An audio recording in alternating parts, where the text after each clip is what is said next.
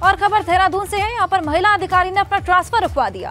शिवाली गुरुंग ने बदलवाया तबादला आदेश और ऐसे में चमोली हुए तबादले को हरिद्वार करवा दिया।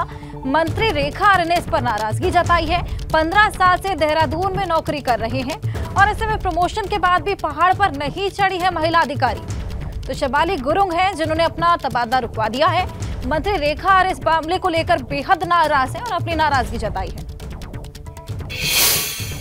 मैंने साफ कहा है कि कुछ लोग जिनकी मोनोपोली अब तक चलती थी, जिन्होंने नौकरी को जब किसी समय भी प्राप्त किया, प्राप्त करने के बाद में वहीं पर जो जमे रहे, उनको आज 18-20 साल एक ही स्थान पर हो गए, जो कि आज पदोन्नति प्राप्त करते हुए डीएसओ के रूप में प्रमोशन प्राप्त कर चुके हैं, वो फिर अपना एक अधिकार का इस्तेमाल करना चाहते हैं कि उसी जनपद में बने रहें, दूसरों किसी को भी मौका ना मिले।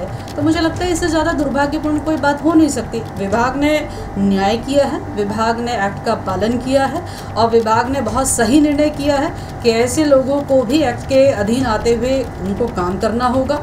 विभाग में रहते हुए मोनोपोली नहीं हो सकती है। ऐसे लोग इस प्रकार का दुष्प्रचार करते हुए अपने लिए कोई ना कोई जगह या व्यवस्था बनाने की कोशिश कर रहे हैं। मुझे लगता है कि ये उनके हित में भी ठीक नहीं।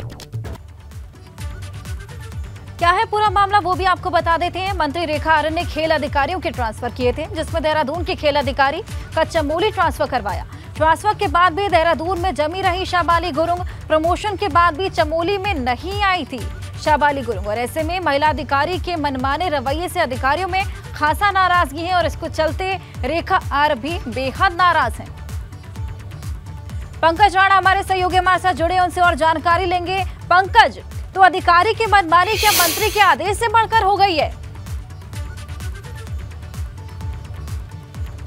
बिल्कुल अर्चा, देखिए जिस तरह से तबादला रुकवाया गया है उससे तो यही लग रहा है कि अधिकारी मंत्री पर हावी हैं, क्योंकि जिस तरह से तबादले किए गए थे खेल विभाग में, उसमें सभी अधिकारियों को, जिला खेल अधिकारियों को अलग अलग जगह वहां पर तैनात किया गया था, ताकि जो तमाम अधिकारी सुगम में तैनात हैं उनको दुर्गम का भी हिस्सा बन सके, वो दुर्गम में जाकर भी काम कर सके। क्योंकि उत्तराखंड में अलग से एक्ट पॉलिसी है ट्रांसफ़र की, उसके आधार पर भी यहाँ सुगम, दुर्गम के और वरिष्ठता के आधार पर तबादले किए जाते हैं। लेकिन खेल विभाग में जब तबादले हुए तो उसको लेकर सवाल खड़े होने लगे। और इसमें एक सवाल ये भी है कि जो अधिकारी पिछले 18 सालों से राजधानी देहरादून सुगम में ही है, उनको तबादले के आधार पर उनको जब प्रमोशन हुआ और उनको फिर वहां से चमोली ट्रांसफर किया गया और उनका ट्रांसफर चमोली से भी रुकवा दिया गया, उनको हरिद्वार में तबादला करा दिया गया। तो इसको लेकर नाराजगी रेखा आर्य ने जताई है कि एक ही अधिकारी की मोनोपोली नहीं चलेगी किसी भी तरह से विभाग में, और विभाग ने जितने भी तबादले किए हैं उनमें सभी चीज़ों का ख्याल रखा गया है, क्योंकि इसमें सुगम और दुर्गम का भी ख्याल रखा गया, वरिष्ठता की सूची का भी ख्याल रखा गया है। लेकिन हठ धर्मिता बिल्कुल भी विभाग के अंदर नहीं चलेगी, क्योंकि ये देखने में आया है कि जो शिवाली गुरुंग हैं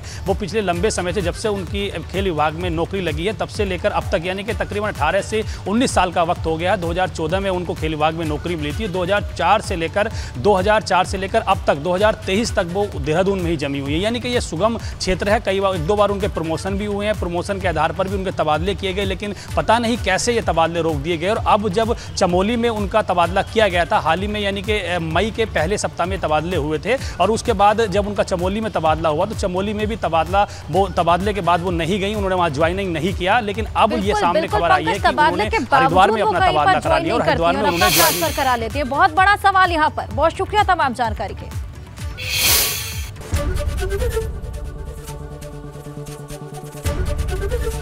एबीपी गंगा, खबर आपकी, जुबान आपकी।